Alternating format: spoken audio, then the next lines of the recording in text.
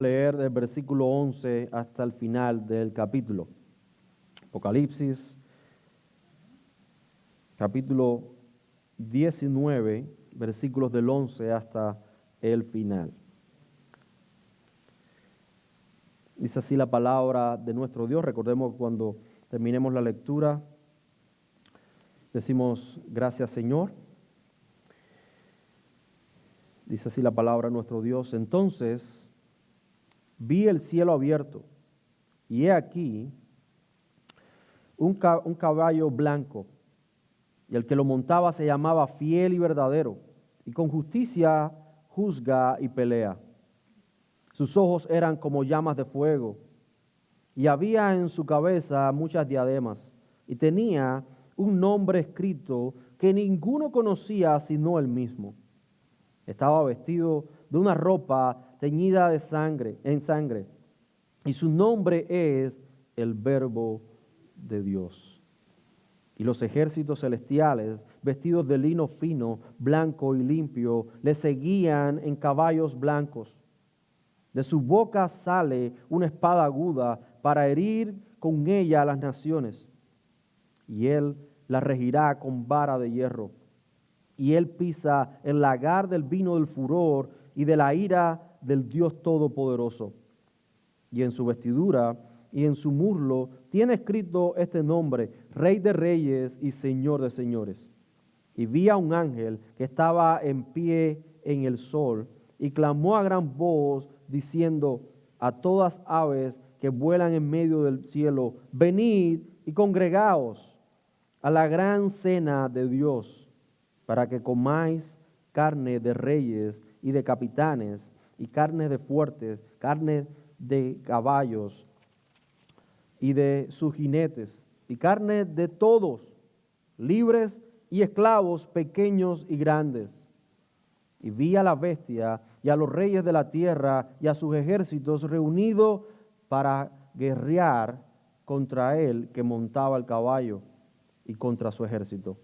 Y la bestia fue apresada, y con ella el falso profeta, que había hecho delante de ellas las señales con las cuales había engañado a los que recibieron la marca de la bestia y habían adorado su imagen. Estos dos fueron lanzados vivos dentro de un lago de fuego que arde con azufre. Y los demás fueron muertos con la espada que salía de la boca del que montaba el caballo. Y todas las aves se saciaron de las carnes de ellos. Esta es la palabra del Señor. Gracias, Señor. Pueden sentarse, hermanos. Damos gracias a Dios por su palabra, ¿verdad? En medio nuestro, que podemos hoy leer con total libertad y conocer lo que la palabra de Dios dice con claridad. Hermanos, en esta mañana continuamos con nuestra serie en Apocalipsis, ¿verdad? Es increíble que ya por más de un año venimos enseñando esto y lo hemos hecho de una manera, yo he tratado de hacerlo de una manera muy simple, ¿verdad? Sin profundizar tantos en ciertos temas que vienen y que han sido controversiales por mucho tiempo, pero siempre fijando postura de cómo nosotros creemos e interpretamos el libro de Apocalipsis. Y hay un versículo clave, en este estudio hemos visto algunos versículos claves que nos dejan y nos permiten tener en cuenta lo que es importante a la hora de interpretar este libro. Encontramos eso desde el primer capítulo, algunos versículos fundamentales, como por ejemplo versículo 1, que es la revelación de Jesucristo a su iglesia. Pero la vez pasada, la última vez que predicamos de Apocalipsis, lo hicimos hasta el versículo 10 del capítulo 19. Y el versículo 10 es un versículo bastante interesante, pero es uno de esos versículos que nos permiten tener bien claro cuál es el mensaje de Apocalipsis y por qué Apocalipsis existe para la iglesia. Nuevamente, déjenme leerlo. Versículo 10 del versículo 19, del capítulo 19, dice: yo me postré a sus pies para adorarle. Y él me dijo, mira, no lo hagas, yo soy consiervo tuyo y de tus hermanos que retienen el testimonio de Jesús.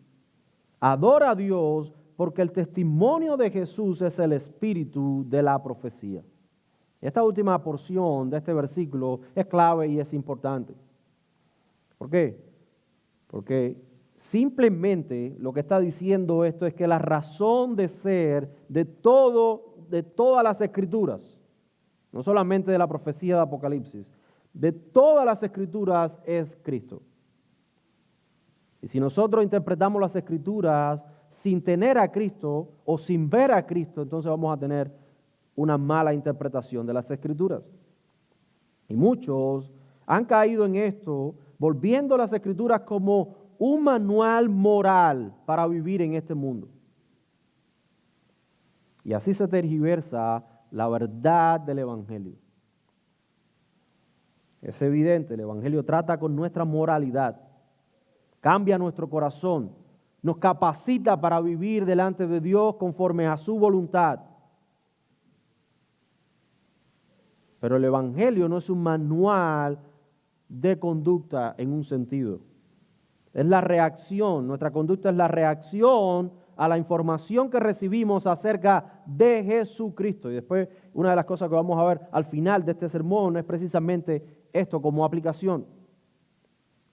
Y esto es importante que nosotros lo tengamos en mente. Entonces, este versículo que acabamos de leer, versículo 10, precisamente explica esa realidad. El testimonio de Jesús es el espíritu de la profecía. Y particularmente en el libro de Apocalipsis, la profecía tiene que ver precisamente con esa proclamación del Evangelio en sí mismo. Entonces, la razón de ser, en otras palabras, la razón de ser de la iglesia, ¿verdad?, no es mostrarle al mundo cuán buenos somos o cuánto amamos a los demás. La razón de ser de la iglesia es la proclamación del Evangelio, porque sigue siendo un problema hoy para este mundo el pecado del hombre. Ese es el mayor problema que tiene el hombre, su pecado, y eso todos lo hemos oído y lo oímos y repetimos cada domingo desde este púlpito. Dios sigue estando enojado con el hombre. Dios sigue estando airado con el hombre. Dios tiene un problema con el hombre, o mejor dicho, el hombre tiene un problema con Dios. Y ese problema sigue siendo su pecado. Y hasta que el hombre no pueda resolver ese problema, que por sí mismo no puede, tiene que venir a la fe en Jesucristo solamente para ser justificado delante de Dios. Entonces, Dios va a seguir airado con el hombre. Y es una ira justa. Y Dios va a juzgar al hombre con justo juicio, como ya hemos estado viendo a la luz de Apocalipsis. Entonces, es importante que la iglesia predique el Evangelio de Jesucristo, porque Él es el espíritu de la profecía. Y eso lo podemos ver en un sentido general y en un sentido particular. En sentido general, hablamos de todas las escrituras, como Cristo el centro de las escrituras, pero también en un sentido particular, a la hora de predicar el Evangelio, es predicar a Cristo y a este crucificado. Dado esto, o dicho esto, hermanos, es importante entender ahora lo que viene a continuación a partir del versículo 11 en adelante que acabamos de leer también. Lo que acabamos de leer es el suceso final o el fin de todas las cosas. Es decir, ya eso lo hemos visto en varias ocasiones atrás, pero en este momento vemos a Cristo llevando a cabo el juicio de Dios por Él mismo, ¿verdad? Que es lo que encontramos en el versículo 11. Dice Juan que Él vio los cielos abiertos y aquí un caballo blanco, ¿verdad? ¿Y quién es el que traía o quien montaba a ese caballo? Es Cristo. Y la descripción que se nos da aquí, sobre todo del versículo 11 al 13, es la misma descripción que recibimos desde el capítulo 1 de Apocalipsis. Es aquel, el mismo que está entre las 7 iglesias. Aquel que se mueve entre los candelabros que representan la iglesia. Él es el que está al control de la iglesia. Y esto es interesante porque la misma visión de los ojos de fuego, la lengua de espada, ¿verdad?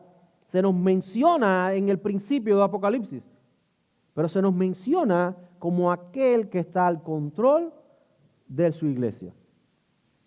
Es Él, el que tiene el control de todo lo que pasa en la iglesia. Ahora, al final, se nos está diciendo que es Él el que tiene, Él mismo, es el control, tiene el control de toda la historia del hombre. Aquel que juzga al mundo. No solamente sustenta a su iglesia, sino que también juzga a este mundo. Es el mismo. No hay dos, no hay tres, es uno solo. Es Cristo. Y las descripciones que vemos acá son las mismas que Juan describió al Señor desde el principio, cuando él dijo, cuando lo vi caí como muerto. Porque esa voz que le habló, cuando él se vira, él ve a alguien que no era familiar para él en un sentido. Ve esta transformación o descripción del Cordero de Dios de una manera en cual él no estaba acostumbrado a verlo. Por eso tuvo que recobrar ánimo para escribir todo lo que hoy ya hemos visto. Este pasaje, particularmente esta porción del 11 al 21 y después seguido con el capítulo 20, son lo que se conoce o es lo que se reconoce comúnmente, y es triste que se conozca de esa manera, pero se conoce, es lo más popular, la postura más popular para interpretar esa porción general de este pasaje que acabamos de leer, es precisamente la introducción o el comienzo de lo que se llama el milenio, que ya habíamos mencionado eso la vez pasada, ¿verdad? Y según lo que vimos del versículo 1 al 10, nos damos cuenta que no hay tal cosa como un milenio después del rapto de la iglesia. Ya eso lo hemos visto en el sentido cuando vimos el trato de Dios para con su pueblo, que no hay dos tratos de Dios para dos pueblos distintos, sino que Dios tiene un solo pueblo y lo ha llamado siempre por un nombre desde el principio hasta el final. No hay esa distinción, no hay esa separación de las bodas del Cordero para la iglesia y otro trato diferente para una nación en particular como Israel. Vimos como el autor de Hebreos nos demuestra precisamente que toda la bendición de la promesa es para un solo pueblo y para una sola vez en un solo momento. Y eso es lo que vimos con respecto a las bodas del Cordero. Eso es lo que ya nos muestra esa unión con Cristo para toda la eternidad. Esas bodas celebradas son una imagen o una foto precisamente de lo que la iglesia va a gozar por toda la eternidad unida a Cristo. Ahora, muchos interpretan que a partir del versículo 11 lo que queda es precisamente esa introducción, ya Cristo viniendo a la tierra para gobernar y sentarse en un trono en Jerusalén para gobernar por 1000 años. Y eso como que nos choca a la hora de ver un pasaje como esto. Es como que no nos da mucho sentido. Y vamos a ver por qué, precisamente a la luz de la exposición de estos versículos. Cómo eso no es posible. No es posible. Sí esperamos a Cristo y Cristo regresará, pero regresará para definir lo que es el fin de todas las cosas.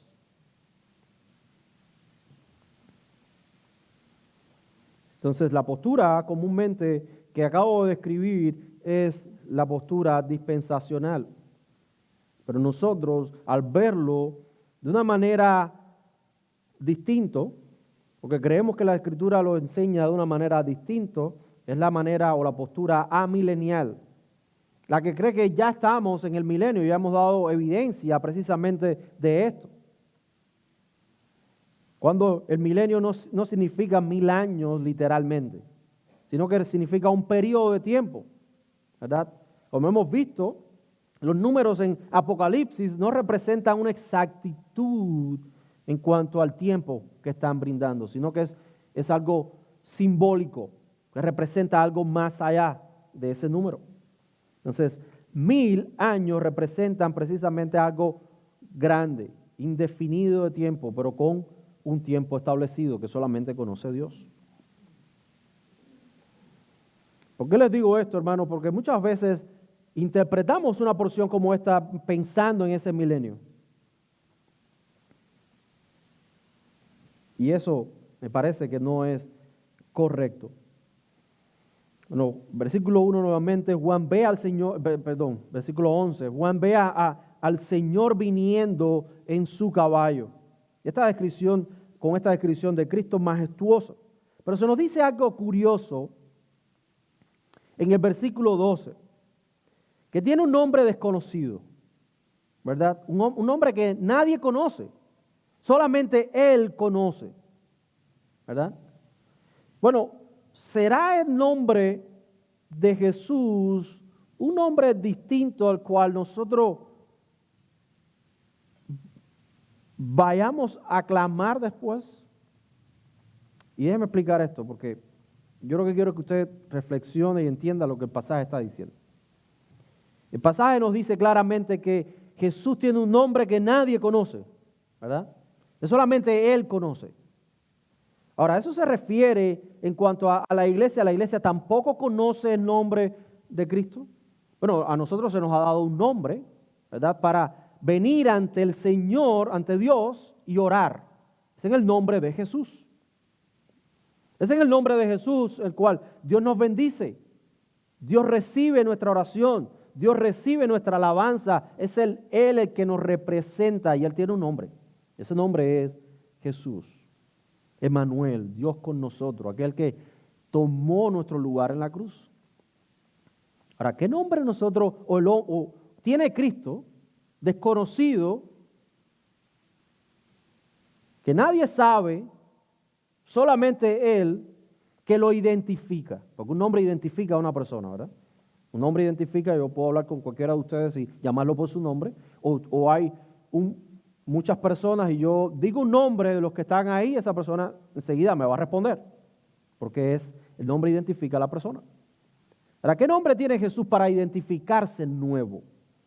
Pero es que eso no es lo que está diciendo la Biblia. La Biblia no está diciendo que Jesús tiene un nombre distinto para identificarse, que nadie conoce. Si fuera así, nosotros tuviéramos un gran problema.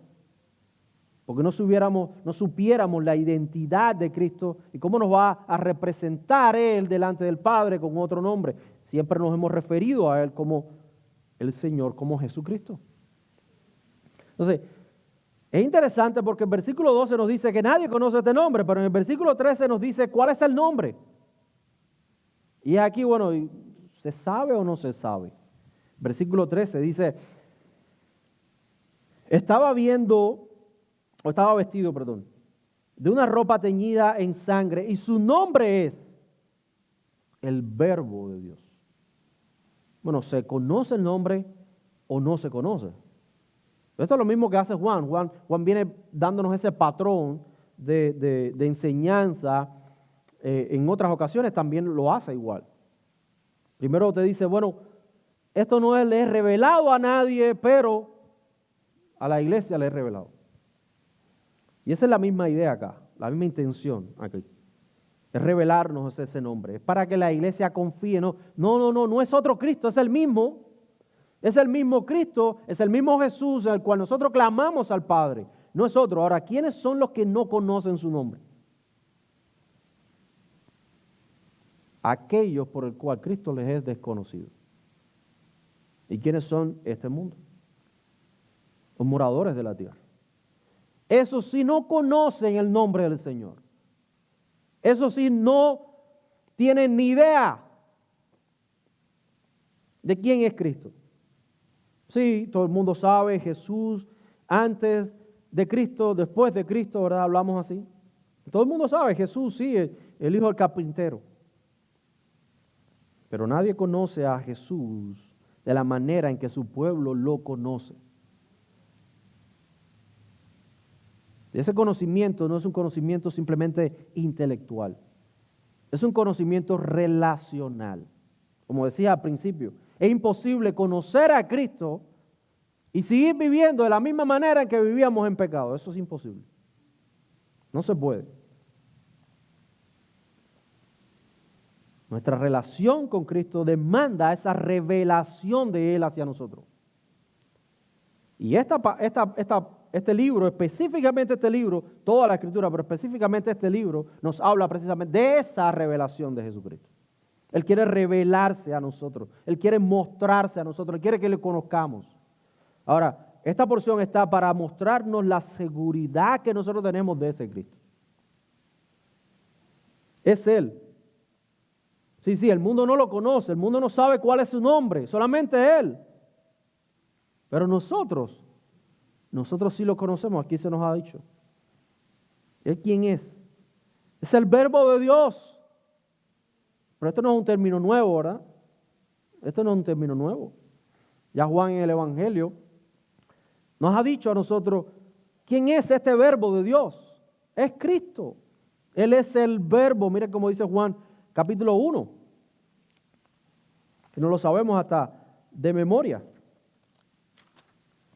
Dice que el principio era el Verbo y el Verbo era con Dios y el Verbo era Dios. Este era en el principio con Dios, todas las cosas por Él fueron hechas y sin Él nada de lo que ha sido hecho fue hecho. Este Verbo es la luz de los hombres, la luz de este mundo. ¿Conoce la iglesia a su Señor? Evidentemente que sí. ¿Conoce quién es el que viene? Por supuesto. Vamos a ponerlo en términos ilustrativos. Pues realmente esto es una figura o una imagen que representa una realidad mayor. Por ende, esto no es que va a pasar así específicamente, sino que nos muestra en un sentido cuál es la realidad detrás de esto. Pero vamos a ponerlo gráficamente. Imaginemos que ahora mismo se abran los cielos como Juan, ¿verdad? Y aparezca del cielo ese ejército de caballos blancos, de un hombre liderando ese ejército, ¿verdad? Como es Cristo. Lo primero que este mundo diría, después de pasar tanto tiempo buscando evidencias o señales extraterrestres, es que evidentemente lo van a reconocer con algo más que no es lo que Él representa, el quién es.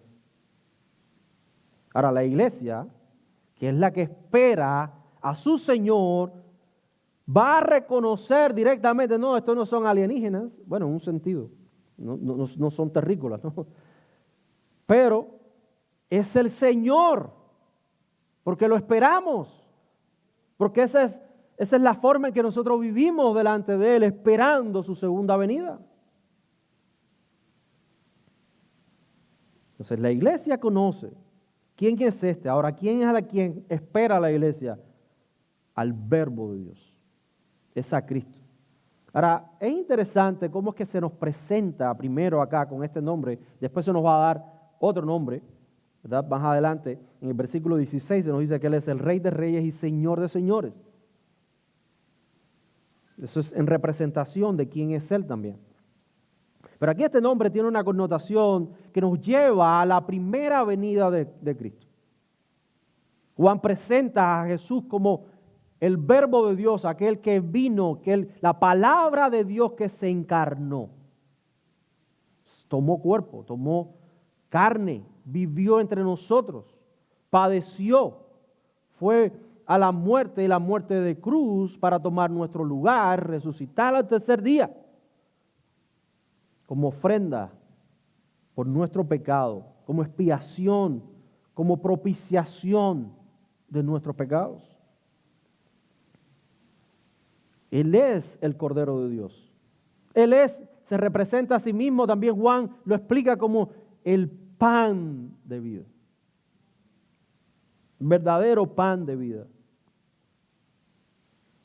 Y aquí hay que hacer varias conexiones, porque cuando se nos habla acerca del verbo de Dios hecho carne en la persona de Jesucristo, se nos está hablando precisamente también de esa palabra que crea todas las cosas. Porque Juan dice, sin Él nada de lo que fue hecho. Es decir, sin Cristo nada. Hoy nosotros no somos lo que somos, o somos lo que somos por Cristo, en un sentido, ¿verdad? Somos seres humanos creados a la imagen de Dios. Él es quien nos ha creado. Pero esta conexión ya la hemos hecho anteriormente, pero siempre que la traigo a colación siempre se refresca y es hermosa. Si nos vamos al principio de las Escrituras, en Génesis se nos dice que Dios dijo, ¿verdad? ¿Qué fue lo que Dios dijo en el principio? Hágase la luz. Ahora, la pregunta que siempre yo hago, y usted está acostumbrado a escucharla, es, ¿en qué idioma habló Dios? ¿Cuál fue el idioma? ¿Inglés, español, chino, japonés? ¿En cuál? No, él no habló ningún idioma. Eso es una imagen de cómo es que la palabra de Dios tiene poder. Y esa palabra, ¿quién es? Es Cristo. Es Cristo obrando, creando. Es Cristo, esa palabra. Entonces, cuando Dios habla, ¿en qué idioma lo hace? Si pudiéramos ponerle un nombre a este idioma, es en el idioma del Hijo. Es Hijo lo que Él habla, es Cristo lo que Él habla. ¿Verdad? Entonces, ese mismo Cristo que nos ha creado, nos sustenta con el poder de su palabra, y es el que nos revela su palabra, para que hoy nosotros podamos estar confiados y no temer a las adversidades de este mundo, porque Él está al control. Y esto es lo que nos recuerda a este nombre. ¿Es el mismo, hermano? ¿Es el mismo? ¿No hay otro? ¿No hay otro nombre distinto que el que ya se nos ha dado a nosotros para conocer a Dios? Porque es a través del nombre de Jesús que nosotros nos acercamos a Dios y le conocemos a Él. Entonces, con Él viene todo el ejército celestial. Y viene, dice que de Él, en el versículo 5 dice, sale una espada aguda para herir con ella a las naciones, y Él la regirá con varas de hierro. Y Él pisa el lagar del vino del furor y de la ira del Dios Todopoderoso. Fíjate que este juicio que está representado acá, ya nosotros lo vimos en el capítulo 14, específicamente en el versículo 20. Ya lo habíamos mencionado, ya lo habíamos visto ya. Ahora, el tiempo en que esto está ocurriendo no es un tiempo después del rapto de la iglesia, donde Cristo va a venir. ¿Y qué es lo que va a hacer Él? Va a juzgar a todos, en un sentido, ¿verdad?, para establecer entonces el milenio. Fíjense, esa es la lógica que mucha gente tiene hoy en día, es la más común. Rapto, bodas del Cordero, después de los 7 años venimos a reinar con Cristo, pero él cuando Él viene con su ejército y viene a apresar a todo el mundo y viene a juzgar a todo el mundo. Ahora, tenemos que estar de acuerdo en algo, es a todo el mundo, porque eso es lo que dice aquí la Escritura, todo el mundo, en un sentido, lo dice en estos términos, en los términos de nación, ¿verdad? Y la regirá, y es ahí donde muchas veces se agarran esa palabra. Mira, esta palabra regirá significa que es por un periodo de tiempo largo, extendido, 1000 años. Él va a gobernar por 1000 años. No, precisamente esa palabra también se puede usar para el momento específico en que Él va a ejercer su juicio, una vez y para siempre. Pero a veces queremos hacer tantos malabares para justificar algo que no está en las Escrituras. Bueno, en este sentido nosotros tenemos que tener bien claro que es a las naciones a quien Él va a juzgar. ¿Quiénes son las naciones? ¿Cuántas naciones están incluidas aquí? Todas. Todas las naciones. No, Él no está siendo selectivo a unas sí y otras no, son todas las naciones. De hecho, lo que se nos dice en Apocalipsis capítulo 14, versículo 20, es precisamente eso. Esa imagen de pisar las uvas en el lagar para que ellas al exprimirse suelten su jugo, y es una imagen bastante gráfica y bastante grotesca en un sentido, porque es en relación, es la imagen que Dios quiere que nosotros veamos de lo que Él va a hacer con este mundo. Ese va a ser tan grande el sufrimiento que lo que uno puede imaginarse son gente explotadas en su propia sangre, ¿verdad? Siendo destruidas totalmente con todo el peso. Cuando usted se para en un lagar, usted, no sé, una persona promedio, yo no soy referente, soy muy pequeño, pero una persona promedio, Dios con todo su peso, ¿verdad? Se para delante de una uva y ¿qué es lo que sucede? O arriba de una uva y ¿qué es lo que pasa? Se vuelve nada. Esa es la idea. Es Dios aplastando totalmente. Y eso es lo que vimos en el capítulo 14. Ahora se vuelve a repetir. Pero en el capítulo 14 habíamos dicho que ese es el juicio final. Porque así nos expresa el capítulo 14. Ese es el juicio final. ¿Y aquí cuál es? El juicio final. Nuevamente. Porque si Dios va a juzgar a todas las naciones, ¿qué sentido tiene establecer un milenio con quién? Porque si el juicio es acabar con todas las naciones, ¿con quién va a establecer un milenio después? No sé. No hay nueva creación en ese sentido. ¿Con quién va a hacerlo? No lo sabemos todavía. Entonces, este versículo, este capítulo 19 nos muestra precisamente la realidad de ese final del juicio de Dios. Va a establecer ese juicio completo y se acabó. Y por eso es que se nos habla acerca de ese título que tiene de Rey de Reyes en el versículo 16. En su muslo y su ropa expresan, hablan, se ve claramente ese título Rey de Reyes y Señor de señores. Él es el que tiene la autoridad, Él es el que tiene el poder y Él es el que puede hacerlo.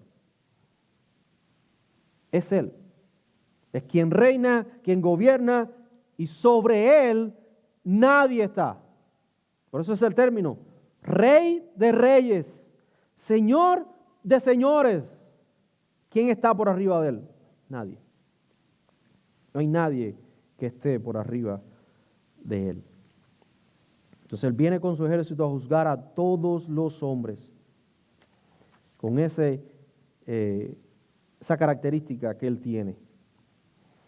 Esas vestiduras reales que lo representan y nos dan a entender, hermanos, que Él está al control de todas las cosas. Sigue diciendo